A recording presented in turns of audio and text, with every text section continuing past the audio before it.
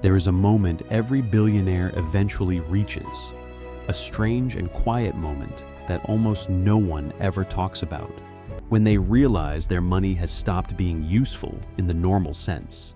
The mansions have been bought, the yachts have been custom built, the private jets are already fueled and waiting, and yet something is still missing.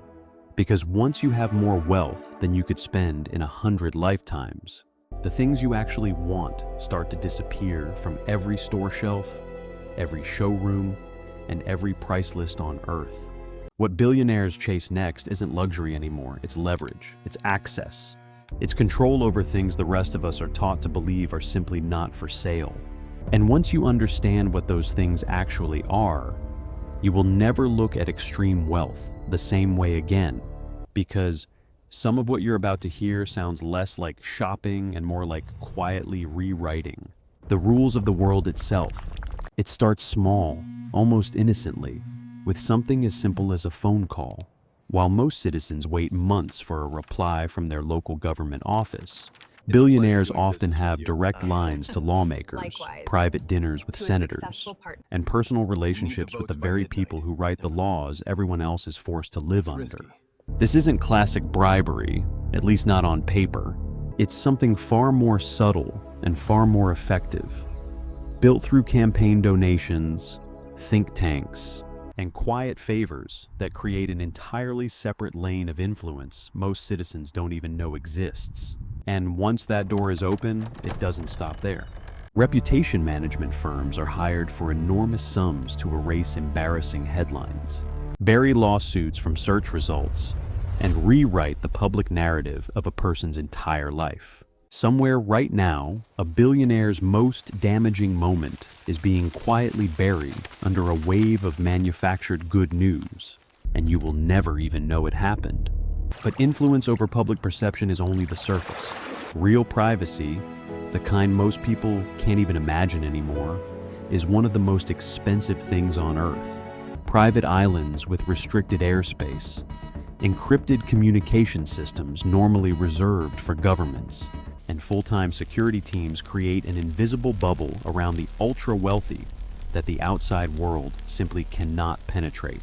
Some billionaires have gone as far as purchasing entire small towns, just to guarantee that isolation is available the second they want it. And once that privacy is secured, the next purchase becomes something even more surprising: entry into rooms that don't exist on any map. These are private retreats, closed-door dinners, and invite-only gatherings where the world's most powerful people quietly shape industries, alliances and fortunes far from public view. You cannot apply to attend. You cannot buy a ticket. The only way in is through relationships, favors, or simply having enough wealth that someone decides you belong in the room.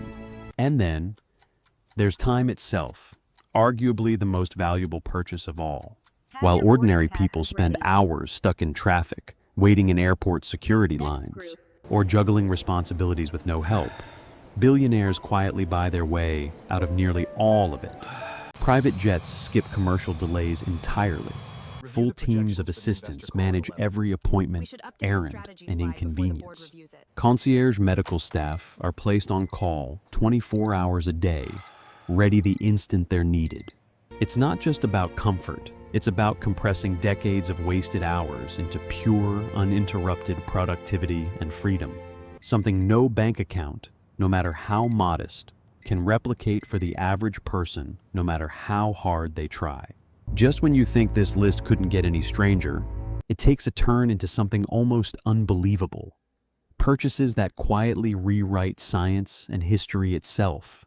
Billionaires have outbid museums and universities for ancient manuscripts, dinosaur skeletons, and rare meteorites, quietly removing pieces of shared human and natural history from public access forever, sometimes locking them away in private vaults few people will ever see.